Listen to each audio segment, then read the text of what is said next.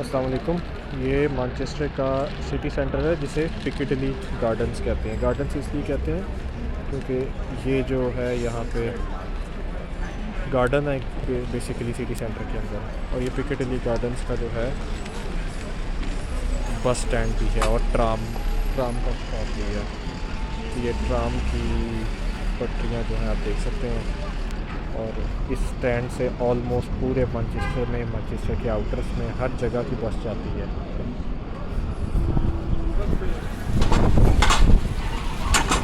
और इस साइड पे एक रोड जा रही है जो कि जाती है सीधा डीन्स गेट की तरफ। डीन्स गेट जो है वो डीन्स गेट लॉक उसको बोला जाता है। वहाँ पे जो मैनचेस्टर की कैनाल्स हैं उनके वहाँ पे दरवाजे हैं, बंद हैं, जिनको हम बोलते हैं। और ये सिटी सेंटर का थोड़ा सा व्यू है। आज सैटरडे है, टेम्परेचर अराउंड 19 डिग्री है यहाँ पे।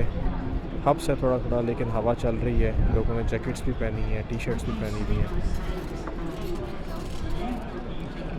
वो जो मैं गार्डन्स की बात कर रहा था वो ये गार्डन है।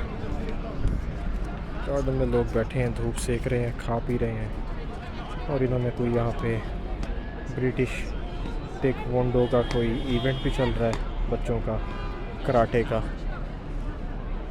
वो सामने पिकेडिली 1 की बिल्डिंग है।